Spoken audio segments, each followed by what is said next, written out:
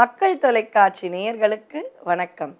தெய்வ திருமணம் பகுதியில் அடியேன் திருமயிலை கற்பகலட்சுமி சுரேஷ் உங்களை சந்திப்பதில் மட்டற்ற மகிழ்ச்சி. இப்ப நாம தாட்சாயணியுடைய அற்புத திருமண வைபவத்தை மனமுருகி அவளை வணங்கி கேட்டுக்கொண்டு வருகின்றோம். அருளமுதை பருக அம்மா அம்மா என்று அலறுவதை கேட்க ஆனந்தமாம். ஒரு புகழ் இன்றி உன் திருவடியடைந்தேன், ஒரு புகழ் இன்றி உன் திருவடியடைந்தேன். திருவுள்ளம் இறங்காதா தேவி, நான் ஒரு விளையாட்டு பொம்மையா ஜகன் நாயகியே, உமையே உந்தனுக்கு நான் ஒரு விளையாட்டு பொம்மையா அப்படின்னு நாம அம்பாள் கிட்ட கேட்போம். நான் விளையாட்டு பொம்மையா, எனக்கு எதுக்கு இவ்வளோ கஷ்டம்? இப்படி நாம கேட்கறது போய் அன்று அம்பிகைக்கு ஒரு வருத்தம் வந்துடுச்சு. இதுன்னா நான் விளையாட்டு பொம்மையா, இங்க தட்சனுக்கு ஆணவமா, என்ன குழந்தையா போய் பிறக்க சொன்னார் கணவர் சிவபெருமான். ஏன் தட்சனுடைய பக்தியை மெச்சி இப்ப அவனுக்கு ஆணவம் வந்து விட்டதுன்னு அவரை நோக்கி அவரை அடைய தவம் செய்த என்னை கன்னிகாதானம் நிறைவு பெற்ற உடனே என்னையும் விட்டுட்டு இவர் பாட்டுக்கு போயிட்டாரே அப்படின்னு அம்பிகைக்கு நான் விளையாட்டு பொம்மையா, இவங்க ரெண்டு பேருக்கும் மாமனாருக்கும் மருமகனுக்கும் இடையே வைத்து என்னை விளையாடுகிறார்களே அப்படின்னு அம்பிகைக்கு ரொம்ப வருத்தம் ஆயிடுச்சான். அவள் என்ன சொன்னாலாம்? அவ பிறந்தது முதலே சிவசிந்தனையில் இருப்பவள். இந்த தருணத்தில் சிவபெருமான் தன்னை வந்து அழைத்து கொண்டு விடுவார் அப்படின்னு ஆனந்தம் குதூகலத்தோடு இருந்தவளுக்கு பெரிய ஏமாற்றம். சிவபெருமான் என்ன விட்டுட்டு போயிட்டாரே அப்படின்ற வருத்தத்தில் அவள் என்ன செய்தாலாம்? சிவனை நோக்கி மறுபடியும் சிவாய நம சிவாய நம சிவாய நம அப்படின்னு தவம் செய்வதில் ஈடுபடுத்தி கொண்டாளாம். தக்ஷனுக்கு ரொம்ப கவலைலாம் ஆஹா அதெல்லாம் எனக்கு கவலையே இல்லை, எனக்கு என்ன, சிவபெருமான் என்னிடம் கையேந்த வேண்டும், கையேந்து விட்டார், உலகத்தில் நான் தான் பெரியவன் அப்படின்ற அகந்தையோடு இருந்தார். சிவபெருமான் தக்ஷனுக்கு பாடம் கற்பிக்க வேண்டும் அப்படின்னு தனித்திருந்தார். தக்ஷனுக்கு எதுவுமே புரியுற மாதிரி இல்லை.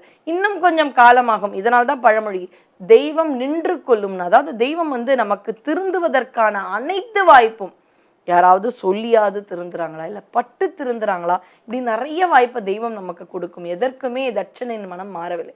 இவள் சிந்தனையில் இருக்கின்றாள் தாட்சாயணி. அதனால வந்தார் ஒரு நாள். அவள் தனியே தபஸ், அவ தபஸ் பண்ணுவதில் பார்வதி மாதிரி யாருமே பண்ண முடியாது.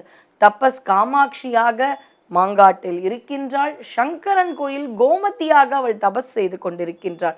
அப்படி சிவனை நினைத்து அவள் தபஸ் செய்து கொண்டிருக்கின்றாள். வருகிறார், வா கிளம்பலாம் நம்ம. எங்க அப்பா கிட்ட அம்மா கிட்ட, அதெல்லாம் நான் சொல்லி தானே அம்மா அப்பாவா? இங்க அங்க குழந்தையா வளர்றேன், இந்த இதுக்கு எனக்கு தட்சனும் வேதவல்லியும் தானே அம்மா அப்பா, சொல்லிட்டு வந்துடுறேன். வரணும்னு என்னத்தை நோக்கி தவம் பண்ண வரணும்னா வா, இல்லை சொல்லிட்டு அப்பா வீட்லயே இரு.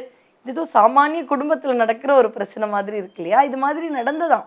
ஏனென்றால் சிவபெருமான் வாழ்ந்து திருவிளையாடல் புரிந்தது எல்லாமே நான் நல்லது ஒரு நெறியில் வாழ்வதற்காகத்தான். நீ கிளம்பி வா, நம்ம வீட்டுக்கு போலாம் அப்படின்னு சொன்னோடனே இந்த ஒரு தருணத்திற்கு தானே காத்து கொண்டிருந்தாள் தாட்சாயணி. அதனால சிவனோடு கிளம்பி விட்டார். இந்த செய்தி தக்ஷனுக்கு தெரியுதா? என் பொண்ணு என்கிட்ட சொல்லாமே கிளம்பிட்டாளா? அவர் பாரு என்கிட்ட சொல்லிட்டு, அவருக்கு இன்னொரு ஆசை. ஏற்கனவே சிவனுடைய கை கீழே சென்று தான் மேலே வந்து தானம் கொடுத்தார். இப்ப சிவபெருமான் வந்து மாமா நான் பொண்ணை கூட்டின்னு போட்டுமான்னு வந்து கேட்பாருன்ற ஒரு நம்பிக்கையில இருந்த தட்சனுக்கு இப்ப வருத்தம். என்ன, என்கிட்ட சொல்லாம கொள்ளாம அவர் கூப்பிட என்னுடைய மகளும் கிளம்பி விட்டாரான். மகள் மேலேயும் மருமகன் மேலேயும் ரொம்ப கோபத்துல இருக்கார். யாரு? தட்சன். இந்த சமயத்துல தக்ஷனுக்கு இன்னொரு குழந்தைகள் பிறக்கிறார்கள். இப்பெல்லாம் 2, 3 நாளே பெரிய விஷயம். ஆனா அன்னைக்கு அப்ப வந்து 50 பெண் குழந்தைகள் பிறக்கிறார்கள். தட்சனுக்கு பெண் குழந்தைகளா பிறக்கிறாங்க. அப்படி ஒரு 50 பெண் குழந்தை பிறந்த உடனே இந்த ஒருத்தருக்கெல்லாம் கல்யாணம் பண்ணக்கூடாது, முன்னாடி மாதிரிலாம் இல்லை, எனக்கு நேரமே கிடையாது, இறைவனுக்கே தானம் கொடுத்துட்டேன், அதனால லாட்டா கல்யாணம் பண்ணி கொடுத்துடலான்னு ஒரு 10 பெண்ணை தர்ம தேவதைக்கு கல்யாணம் பண்ணி கொடுத்தார் தட்சன். அடுத்த 13 பெண்களை காசிப முனிவருக்கு கல்யாணம் பண்ணி கொடுத்தார். காசிப முனிவருக்கும் இவருடைய அந்த மகள்களுக்கும் பிறந்தவர்கள் தான் கருடாழ்வார், ஆதிசேஷன், இவர்கள் எல்லாம். 13 குழந்தைகளை காசிபருக்கு, மிச்சம் 10ம் 13ம் 23. 10 தர்ம தேவதை, 13 காசிபர். அப்ப மிச்சம் இருக்கும் 27 நட்சத்திரங்கள். அஸ்வனி, பரணி, கிருத்திகை, ரோகிணின்ற 27 நட்சத்திர பெண்களை பார்த்தார். ரொம்ப அழகா யாரு இருக்காருன்னு பார்த்தா அழகா நிலா இருந்தாராம். சரி, சோமன்னு சொல்லக்கூடிய நிலவுக்கு என்னுடைய 27 பெண்களையும் திருமணம் செய்து கொடுக்க போகின்றேன்னு சொல்லிட்டு 27 பெண்களையும் நிலவுக்கு திருமணம் செய்து விட்டார். கொஞ்ச நாள் கழிச்சு எல்லா பெண்களும், அதாவது 27இல் 26 பெண்களும் அழுது கொண்டே வருகிறார்கள். என்ன அப்படின்னா, நிலவுக்கு திருமணம் செய்து கொடுத்தீர்கள், அந்த நிலவானது பார்த்தீங்கன்னா சில புராணங்களில் ரோஹிணின்னு இருக்கு, சில புராணங்களில் ரேவதின்னு இருக்கு. அந்த ஒரு நட்சத்திரத்தோடு தான் அவர் அன்பாக இருக்கின்றார், எங்களோடு அவர் வாழவில்லைன்னு 26 பெண்கள் 26 நட்சத்திரங்கள் அழுது கொண்டு வரும் பொழுது நேரா போறார். ஒரு மகளுடன் இருக்கும் சந்திரனை பார்த்து, நீ அழகா இருக்கன்னு தானே என்னுடைய 26 பெண்களை அழ வைத்து அனுப்பிவிட்டாய், இன்றிலிருந்து நீ தேய்ந்து போ அப்படின்ற. எல்லா மருமகனுக்குமே மகள் வாழ்க்கை பாழாகி விடும்ன்றத கொஞ்சம் கூட நினைக்காம அப்படியே சாபம் கொடுக்கின்றார். ஒரு பக்கம் சிவபெருமானை பகைத்து கொண்டார், இன்னொரு பக்கம் 27 பெண்களை மனமுடித்த சந்திரனுக்கு சாபம் கொடுத்து திரும்பி விட்டார். இப்ப சந்திரன் எங்க போனோம் அப்படின்னு ரொம்ப தவித்து கொண்டிருக்கும் பொழுது இறைவன் அன்று யார் கை கொடுப்பார்? இறைவனே வருகின்றார். அதையும் தொடர்ந்து சிந்திப்போம். நன்றி, வணக்கம்.